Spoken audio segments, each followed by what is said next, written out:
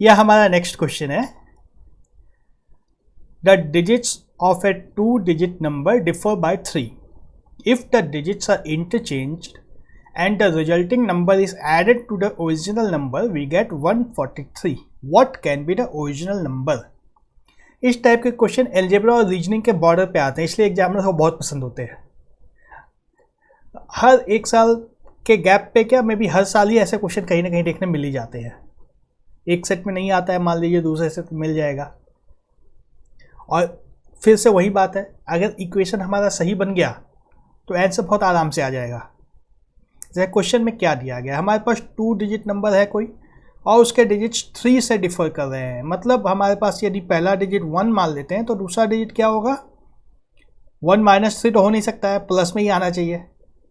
तो 3 + 1 4 हो जाएगा, है ना। तो ये दोनों नंबर लेंगे तो हमारे पास नंबर्स हो जाएंगे 14। अगर पहला डिजिट को 2 मान लेते हैं तो दूसरा डिजिट क्या होगा, 5। अच्छा, यहाँ पे 14 या 41 दो नंबर हो सकते हैं ना। 2-digit नंबर जब भी हम लोग बात करते हैं तो इन दोनों से 1 और 4 से 14 और 41 दो नंबर बन सकते हैं। उसी तरह 25 से क्या क्या बन सकते हैं, 25 और 52।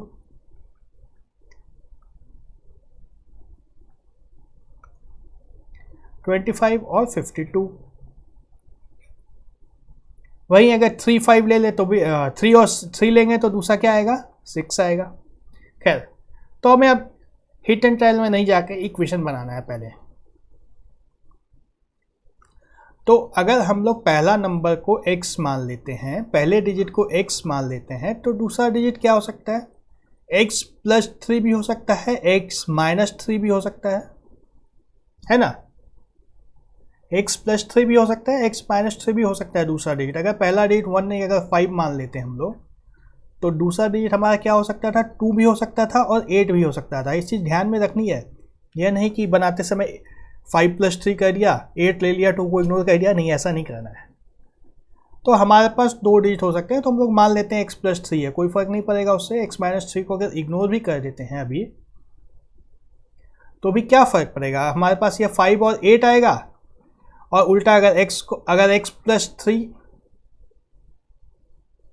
x - 3 अगर मानते तो हम लोग इग्नोर नहीं हुआ, ये कैंसिल नहीं हो रहा है। अगर यहाँ पे x और x - 3 लेते, तब जब x होता 8 तो ये होता 5 होता ना। x और x - 3 लेते तो यहाँ पे हमारे x की वैल्यू 5 और 8 आएगी, और यहाँ x - 3 लेते तो 8 और 5 आ जाती। यही फ़र्क पड़ता, दोनों में कोई फ़र्क नहीं पड़ता। बात समझ में आ रही है ना। अगर हम लोग x और x + 3 मान लेते दो डिजिट्स को, तो हमारा x का वैल्यू 5 होता तो दूसरा 8 होता। और x और x - 3 ले रहे हैं तो x जब 8 होगा तो x - 3 5 होगा। दोनों आंसर तो जॉइंट में वहीं आ गया ना, यहाँ भी नंबर वहीं होंगे, 85 और 53 58, और यहाँ भी वहीं दोनों नंबर होंगे, 85 और 58। तो कुछ भी मान सकते हैं, x और x + 3 मान सकते हैं, x और x - 3 भी मान सकते हैं। तो हम लोग x और x + 3 लेके चलते हैं, माइनस थोड़ा सा मुश्किल लगता है। हमारे दो नंबर्स हैं x और x + 3। इस तरह से आपको हर तरह से सोच के चलना है कि कुछ मिस आउट नहीं हो जाए। क्वेश्चन में जो दिया गया है सब कुछ आना चाहिए, जो हम लोग इक्वेशन बना रहे हैं उसमें हर चीज़ को कंसिडर कर लेना है। ठीक है, तो अब हमारे पास जो दो नंबर इन दोनों से बन सकते हैं वो क्या क्या बन सकते हैं। x है पहले दिया, अगर टेंस प्लेस हमारे पास दो जगह होती है, एक टेंस प्लेस होती है, एक वंस प्लेस होती है, याद है ना। तो हम लोग x को यहाँ और x + 3 को यहाँ रख सकते हैं, और x + 3 को यहाँ जब रख देंगे तो x को यहाँ रखना होगा। ये दो नंबर्स बन सकते हैं, और दोनों नंबर का एडिशन हमें 143 दिया हुआ है, ठीक है ना।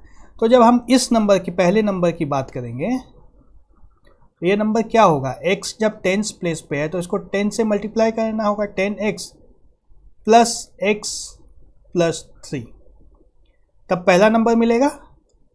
और जब दूसरे नंबर की बात करेंगे हम लोग, तो 10 से x + 3 को मल्टीप्लाई करना होगा, 10 से x + 3 को मल्टीप्लाई करना होगा, प्लस यूनिट्स प्लेस पे x, और इन सब का सम 143 हमें दिया हुआ है। ये इक्वेशन कैसे आया, समझ में आ रहा है ना। ये इक्वेशन कैसे बना, इक्वेशन बन गया तब तो सॉल्व हो जाएगा। इक्वेशन बना कैसे, हमने x और x+3 दो नंबर्स को एज्यूम किया, मान लिया। तो दो नंबर्स जो हमारे पास बन सकते हैं, या तो x पहले स्थान पे आ सकता है या x+3 पहले स्थान पे आ सकता है। यदि पहले प्लेस पे x आया तो इधर x+3 आएगा, और यदि पहले प्लेस पे x+3 आया तो इधर x आएगा। जैसे अगर हमारे दो नंबर्स 1 और 4 होते तो 1 और 4 ऐसे होता या 4 और 1 ऐसा होता, तो इसको हम लोग क्या 1 × 10+4 लिख सकते हैं ना। ये 1 जो है इसको 10 से मल्टीप्लाई किया है +4 इज इक्वल टू 14 आया, और यहाँ 4 × 10+1, ये 4 जो है इसको 10 से मल्टीप्लाई कर दिया +1 इज इक्वल टू 41। ऐसे ही ना आता है ये दोनों नंबर्स। अब जब यहाँ पे 4 और 1 की जगह पे x और x+3 है तो भी वही काम किया है, x को 10 से मल्टीप्लाई कर दिया, फिर x+3 ऐड कर दिया, और यहाँ पे x+3 को 10 से मल्टीप्लाई किया, फिर x ऐड कर दिया। ठीक है, यहाँ तक ठीक है, समझ में आ रहा है ना। नहीं समझ में आता है तो मुझे कमेंट में ज़रूर पूछोगे।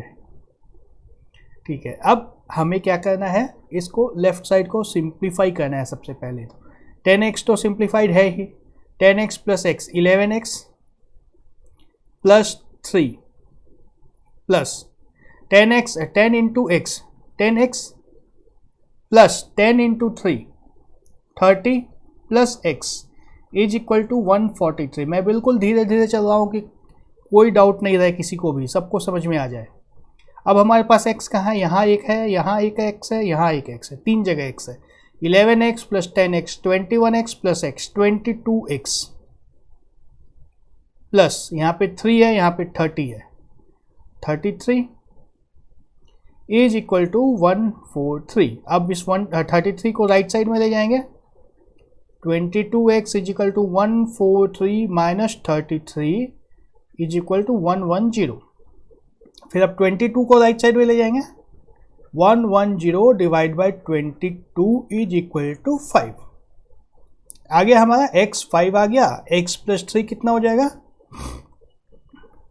8। अब एक बार हम लोग इसको चेक भी कर सकते हैं। कैसे चेक करेंगे, x 5 आया, x + 3 8 आया, तो हमारा दो नंबर्स क्या होगा 85 और 58। इन दोनों को ऐड करेंगे, 8 + 5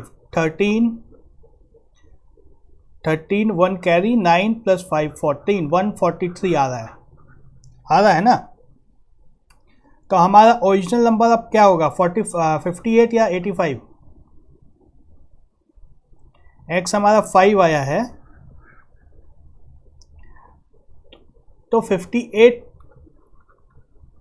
होगा पहला नंबर। ऐसा कोई गारंटी नहीं है 58 ही पहला नंबर होगा, 85 भी तो हो सकता है। पहला नंबर इन दोनों में से कोई भी हो सकता है, इन दोनों में से कोई भी हो सकता है पहला नंबर। ऐसा नहीं है कि 58 ही होगा। क्यों होगा 58? अगर मैं यहाँ x और x - 3 मान लेता तो कुछ और आता ना, मेरा आंसर 8 आ जाता, तो 85 हो जाता है आंसर। बात समझना है, यहाँ पे एकदम ध्यान देने वाली बात है। एग्जाम में जब ऑप्शंस आएंगे इस क्वेश्चन में, बहुत आराम से वो 85 58 दोनों दे देगा, फिर बोलेगा both of this none of this. तो बोथ ऑफ दिस होगा इसमें, एनी ऑफ दिस होगा, बोथ ऑफ दिस नहीं होगा। ये इतने से इंफॉर्मेशन से हम लोग इसको फाइनली डिसाइड नहीं कर सकते हैं कि पहला नंबर कौन सा था। यहाँ पे ये इंफॉर्मेशन मिसिंग है, ठीक है ना। एलजेब्रा से जब सॉल्यूशन आता है तो इस तरह की सिचुएशन भी कभी कभी बनती है, इसको भी ध्यान में रखना है।